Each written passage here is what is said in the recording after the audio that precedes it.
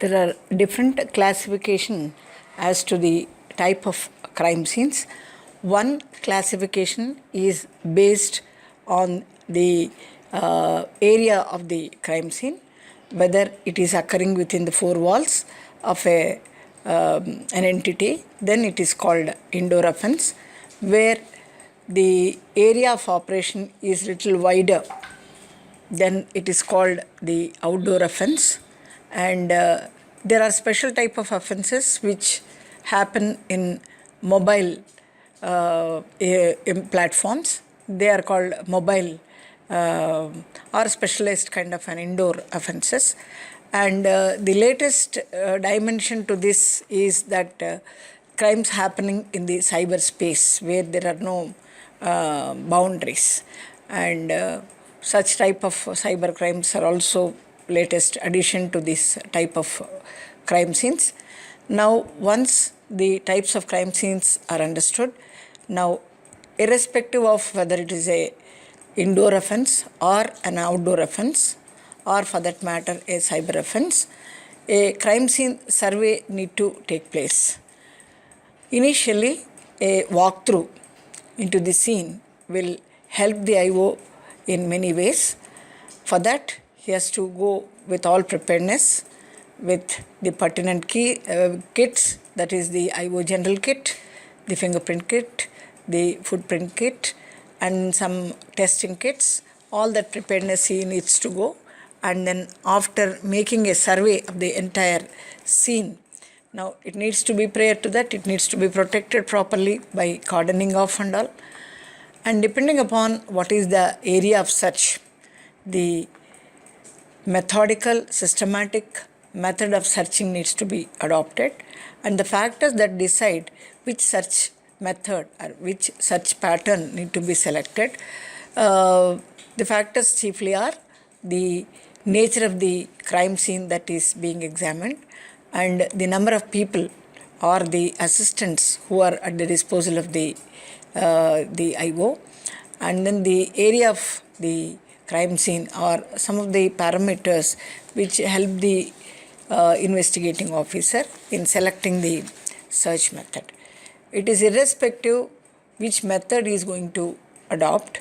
The final idea is that each nook and corner of the crime scene needs to be searched thoroughly so that there is no missing of any vital or crucial evidence from the crime scene. Now, it can be a spiral method where it can be in a clockwise way of searching, or it can be an anti-clockwise way of searching from the center to the periphery and from the periphery to the center. That can be one method. The other method is a grid method where the entire area to be searched is divided into grids, and the entire grid need to be searched. Then a zone method where area is divided again into zones, and depending upon the people that are at our disposal, we can allot one officer, one zone for a very thorough search. And these methods, as I said already, what is the method that is being chosen is not that important, but the ultimate thing that is very important is that it has to be searched thoroughly so that no crucial evidence is missed in the process. Now, once we are done with the search method, and the crime scene recording will become the second aspect, where it can be done in several ways. One method is by taking lot of overlapping photographs, or the current day trend is to take the entire videograph of the scene, so that the facility is that each frame can be paused, replayed again with a facility of voiceover also. Now, the crime scene recording, one method is by photography, videography. It will be supplemented by the sketching. Now, sketching, because the IO will have a limited time in the scene, he will not be able to draw a sketch which is very appeasing to the court. So what he needs to do is he needs to draw a rough sketch, It doesn't mean a haphazard sketch, but nevertheless the exact measurements are taken, but only difference between rough sketch and smooth sketch being one is to the scale, the other one is not to the scale. Now the essential elements that go to make the crime scene sketch include the ways, pathways, lanes, bylanes, streets, etc., in order to reach or approach the crime scene.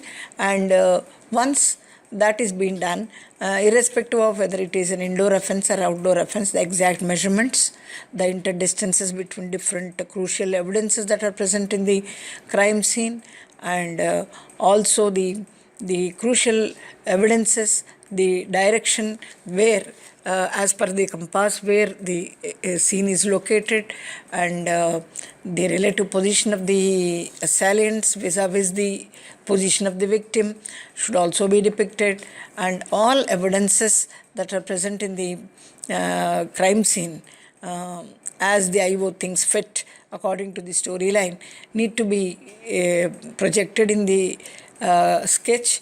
And not only this, the very crucial important information that needs to be furnished is the address of the crime scene, and also the designation, rank, name, and then the police station, crime number, etc. of the crime, details about the crime, and any document will have its authenticity only it bears when it bears the signature of the IO. Similarly, the IO signature need to be appended, and of course the entire process of crime scene sketch need to be done before the two independent witnesses whose signatures are also appended.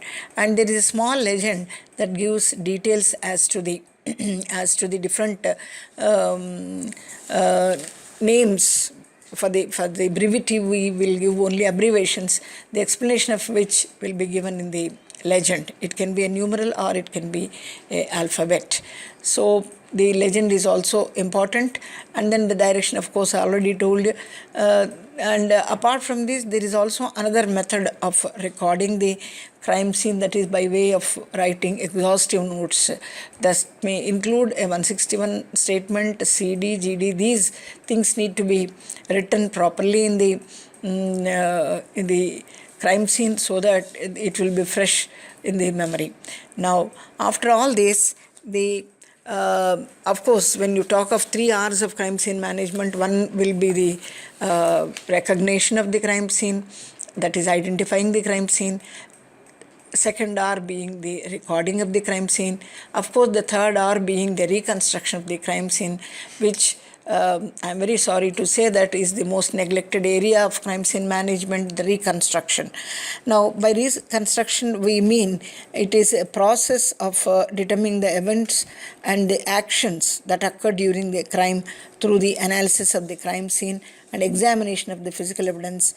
Now, reconstruction not only involves the scientific scene analysis, interpretation of scene pattern evidence, and laboratory examination of physical evidence, but also involve the systematic study of related information and the legal formulation of the theory.